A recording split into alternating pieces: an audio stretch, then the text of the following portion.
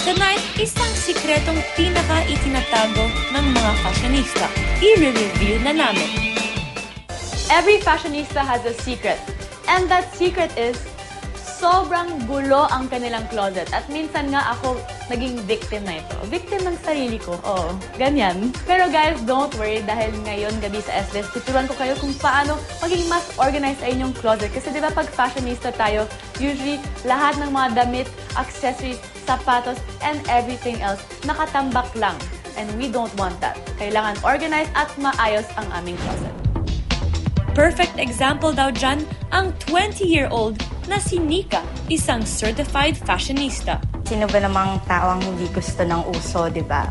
Sa atin, gusto rin natin yung napapanahon tayo, gusto natin yung in tayo sa kung yung uso. So, tingnan naman natin. Da-da-da-da.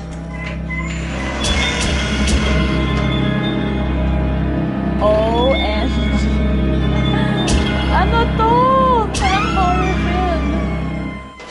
Pero kung gaano ka well-dressed itong si Nika, ganon naman daw kagulo ang closet niya. Dahil ang lahat ng damit, accessories, bags, at kahit ang kanyang mga sapatos, dito lahat nakatambak at nakasiksik. Idagdag pa dyan ang mga tambak ng kalat sa ibabaw ng closet niya. Eyesore talaga. Pag may kailangan akong gamit, hindi ko na talaga makita. Pag rush na talaga na kailangan ko suot, kailangan ko pang plansyahin kasi sobrang lukot or minsan napunit na dahil sa sobrang pagkakabuhol-buhol na ng mga damit. Bagong taon, bagong buhay, Nika. Your disastrous closet must go with 2013. We girls should have fun dressing up.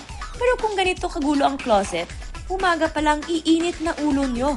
So, paano yung organization mo tuwing araw kung gusto mong magbihis? Paano mo maghanap yung mga damit na gusto mong isuot? Ayun, nag-rumble-rumble na siya. So, pag nakakakuha ko ng damit, imbes na dapat, di ba, sinusuot na lang, plansyahin pa kasi sobrang lukot. So, start na tayo.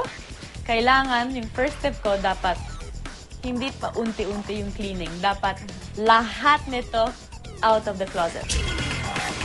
Handa ka na? First step in cleaning your closet, ilabas lahat ng laman nito para siguradong maayos at organized kapag ibinalik.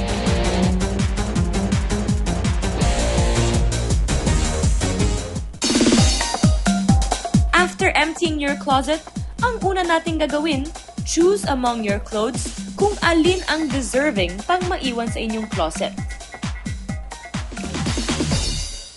Ayan, clear na yung closet ni Nika at ngayon naman, kailangan piliin ng mga damit na ayaw mo na. Okay, so ito ang best friend mo for today. So, lagyan natin lahat ng mga clothes na ayaw mo. At least, mas maraming space sa closet mo at nakatulong ka pa sa mga kapa natin. Okay, start na tayo. Yes or no? No, masyado na siyang... Actually, mukhang pangbata na to. Masyado na siyang luma. No? Luma na po masyado. Luma na, tapos may stain. No, masyado nang manipis.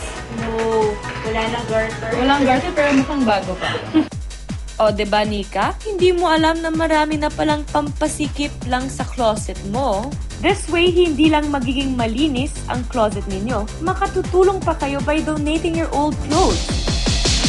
So, ngayon na nag-ayos na kami yung closet. Dapat lahat nakahang. If you don't have enough closet space naman, you can always make use of your hangers as an extended closet. Diskarte lang yan. Additional tip lang, girls, hang your clothes according to color para mas mabilis niyong makita kapag isusuot na.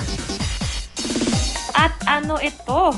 Ang shoes and bags ni Nika na pinakaiingatan ng iba, nakatambak lang sa tabi ng closet? Mortal sin yan para sa mga fashionista. Yung other tip ko para sa mga sapatos, syempre pwede mag-keep na lang yung box kung saan mo nabili yung shoe, di ba? At ilagay ng picture. Pero kung wala pa ng box, pwede din pumili ng see-through Tupperware para makikita mo yung sapatos. At maging maayos, walang dust, walang nothing.